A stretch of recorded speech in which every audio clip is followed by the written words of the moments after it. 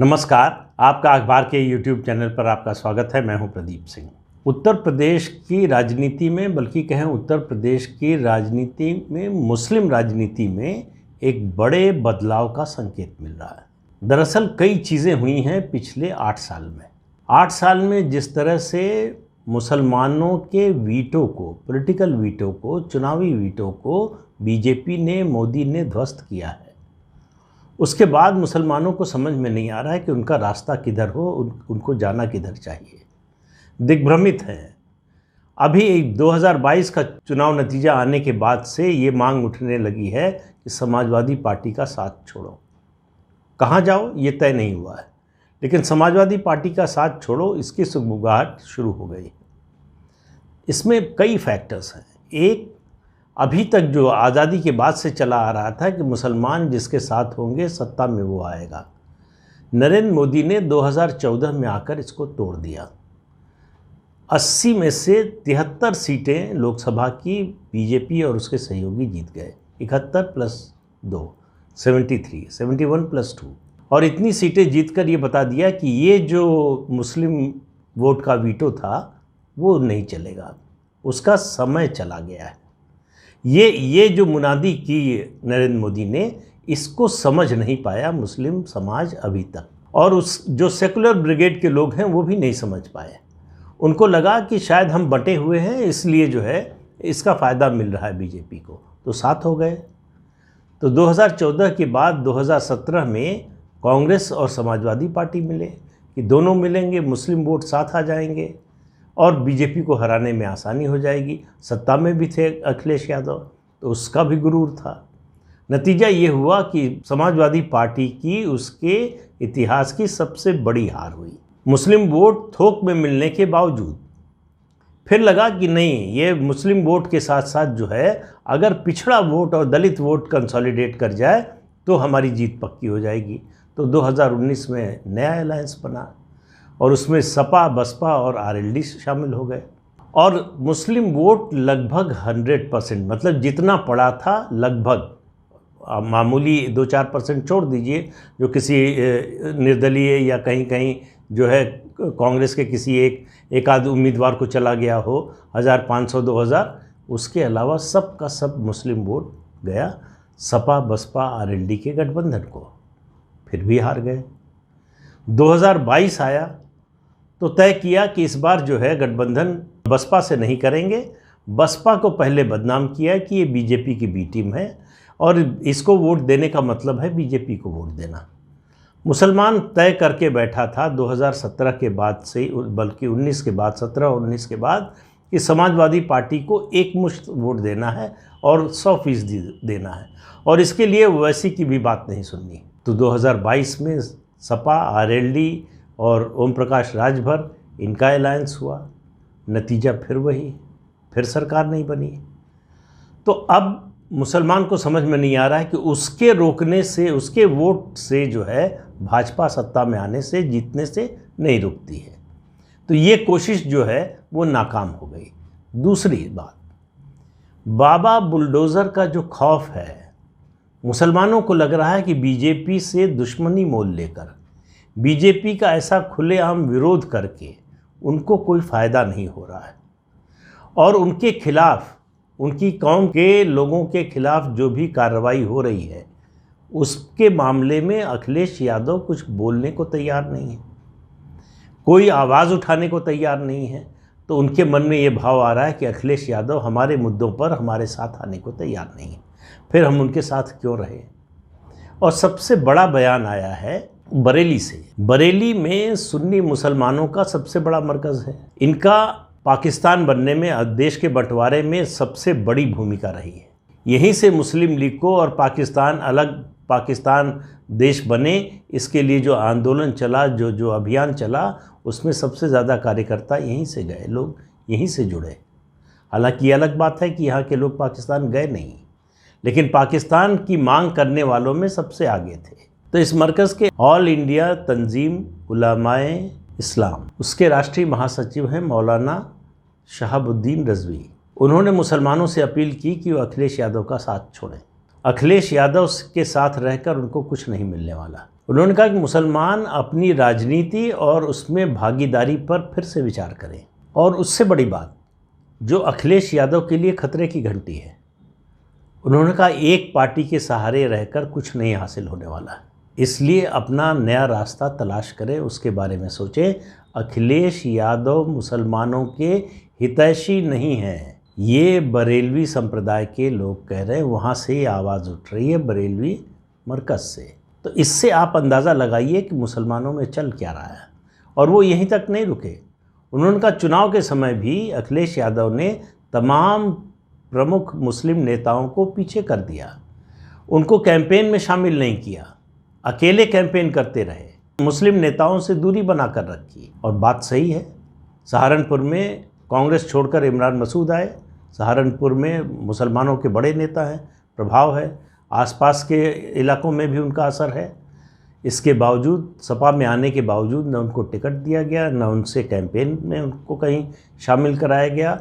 उन्होंने चुनाव के बीच में ही ये बयान दे दिया कि मुझे कुत्ता बना दिया है। तो अब इससे बड़ी टिप्पणी अखिलेश यादव के बारे में मुसलमानों की क्या हो सकती है। इसी तरह से मुजफ्फरनगर में कादिर राणा, मेरठ में याकूब कुरैशी और मुरादाबाद रामपुर में आज़म खां और उनका परिवार, उन सब को एक तरह से उनकी उपेक्षा की अखिलेश यादव ने।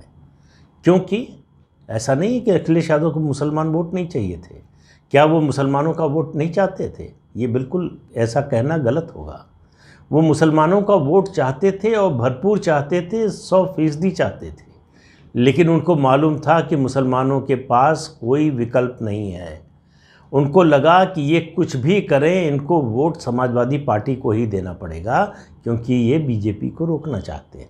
तो जिसको बीजेपी को रोकना है, जिस मुसलमान को, वो समाजवादी पार्टी के अलावा किसी को इस चुनाव में वोट नहीं दे सकता है। और ऐसा ही हुआ, मुसलमानों ने एक मुश्त जो है समाजवादी पार्टी को वोट दिया।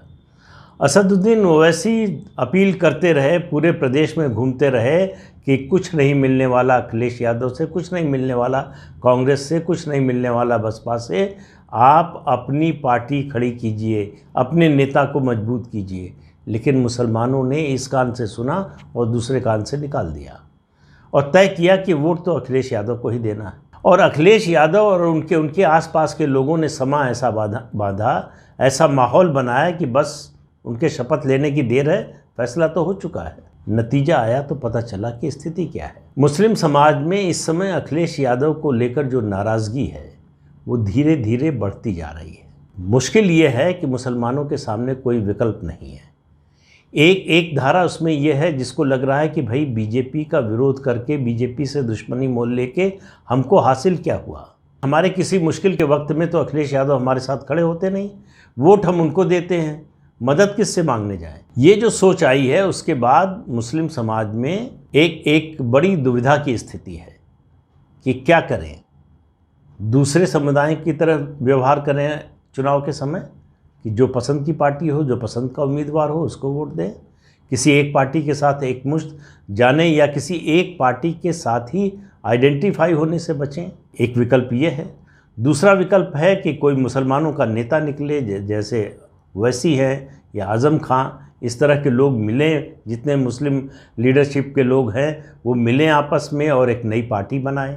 या फिर बसपा उनके सामने विकल्प के रूप में नहीं है। लेकिन अखिलेश यादव के लिए डर जो है, अखिलेश यादव के लिए खतरा जो है, वो है कांग्रेस पार्टी। आज मैं जो बात कह रहा हूँ आपको ये बड़ी हास्यास्पद भी लग सकती है, बेतुकी भी लग सकती है और अव्यवहारिक भी लग सकती है, तथ्यों से परे भी लग सकती है। लेकिन 2024 के लोकसभा चुनाव का इंतज़ार कीजिए आप। मुसलमानों का एक बड़ा तबका कांग्रेस पार्टी के साथ जा सकता है। क्यों? क्योंकि मुसलमानों में ये फीलिंग है। फिर जो भाजपा विरोधी, भाजपा का विरोध कम नहीं हुआ है, भाजपा के प्रति नाराज़गी, भाजपा के प्रति नफरत कम नहीं हुई है। ये मत समझिए कि अखिलेश यादव से नाराज़ हैं तो भाजपा से खुश हो गए हैं, बिल्कुल ऐसा नहीं है। तो भाजपा को राष्ट्रीय स्तर पर अगर कोई चुनौती दे सकता है तो वो कांग्रेस पार्टी है, ऐसा मुस्लिम समाज का मानना है। अब वो दे सकती है नहीं दे सकती अलग बात है, लेकिन जो सामने दिखाई दे रही है एकमात्र राष्ट्रीय पार्टी भाजपा के अलावा वो कांग्रेस पार्टी है। और आप याद कीजिए मुलायम सिंह यादव से जब मुसलमान उत्तर प्रदेश का नाराज़ हुआ, जब उन्होंने कल्याण सिंह से समझौता किया। कल्याण सिंह बीजेपी छोड़कर निकल चुके थे और वो मुलायम सिंह यादव के साथ आए। मुलायम सिंह यादव को लगा कि यादवों के साथ अति पिछड़ा जुड़ जाएंगे कल्याण सिंह के आने से। नतीजा ये हुआ कि उसके विरोध में आज़म खां पार्टी से अलग हो गए। मुसलमान नाराज़ हुआ और मुसलमानों ने बड़ी संख्या में कांग्रेस को वोट दिया और 2 दशकों में पहली बार कांग्रेस पार्टी को 22 सीटें लोकसभा की मिली उत्तर प्रदेश से। उसका असर ये हुआ कि कांग्रेस पार्टी की 2009 में जो सरकार बनी, उसमें पिछली सरकार जो बनी थी 2004 में, उससे ज़्यादा सीटें आईं। उसमें बहुत बड़ा योगदान जो है उत्तर प्रदेश का था, उसके अलावा आंध्र प्रदेश का। इन 2 राज्यों ने बड़ा अंतर डाला। तो ऐसा नहीं है कि मुसलमान विकल्प के रूप में किसी और पार्टी को देख नहीं रहा है, लेकिन अगर वो इस उम्मीद से जा रहा है कि वो बीजेपी को हरा सकता है, 2024 की बात कर रहा हूँ, तो वहाँ भी उसको नाकामी हासिल होगी। दरअसल होगा ये कि अगर मुसलमान कांग्रेस के साथ जाता है तो ये आप मान कर चलिए कि बीजेपी जो है अपना 2014 का रिकॉर्ड तोड़ सकती है लोकसभा चुनाव में उत्तर प्रदेश में। लेकिन मुसलमान के सामने विकल्प क्या है? अगर कांग्रेस उनके हित की बात करती है, उनके मुद्दे उठाती है, तो वो कांग्रेस को आजमाने से हिचकिचाएंगे नहीं, क्योंकि आने वाले दिनों में 2 साल बाद चुनाव है लगभग लोकसभा का 2024 का। तब तक अखिलेश यादव से नाराज़गी और ज़्यादा बढ़ने वाली है, क्योंकि अखिलेश यादव किसी भी हालत में इस सच्चाई को, इस रियलिटी को, या कहें कि इस आशंका को देखने को, समझने को तैयार नहीं है। उनको अब भी लगता है कि मुसलमानों के पास कोई विकल्प नहीं है समाजवादी पार्टी के साथ खड़े होने के अलावा। वो उनको पूछें ना पूछें, उनके मुद्दे उठाएं ना उठाएं, उनके नेताओं का साथ दें ना दें, उनके प्रमुख नेताओं की उपेक्षा करें या सम्मान दें, जो भी करें, मुसलमान समाजवादी पार्टी को छोड़कर कहीं नहीं जाएगा जब तक बीजेपी सत्ता में है। तो इसलिए अखिलेश यादव जो है निश्चिंत है कि मुसलमान कहीं नहीं जाने वाला। कुछ लोग थोड़ा हल्ला गुल्ला मचा सकते हैं, शोर मचा सकते हैं, लेकिन वो ऐसा कुछ होने वाला नहीं। लेकिन इसके बारे में निश्चित जो है वो दिशा नज़र आएगी 2 मामलों से। एक, आज़म खां जब जेल से निकलेंगे, लेकिन वो दूर की बात है थोड़ी, कब निकलेंगे किसी को पता नहीं, वो अदालत का मामला है। दूसरा, अभी 2 बाई इलेक्शन होने हैं लोकसभा सीट के, एक रामपुर, दूसरा आजमगढ़। रामपुर में ये आप मान कर चलिए कि आज़म खां जिसको खड़ा करेंगे उसके जीतने की प्रबल संभावना है। लेकिन आजमगढ़ में क्या होगा? आजमगढ़ जहाँ से अभी तक अखिलेश यादव खुद सांसद थे, वहाँ अखिलेश यादव के लिए अपना उम्मीदवार जिताना बहुत ही कठिन होगा। 10 में से 10 सीटें अखिलेश यादव और उनका गठबंधन आजमगढ़ में जीता है, ज़िले की जो 10 सीटें हैं विधानसभा की। इसके बावजूद विधान परिषद चुनाव में इंडिपेंडेंट जीता, समाजवादी पार्टी नहीं जीत पाई।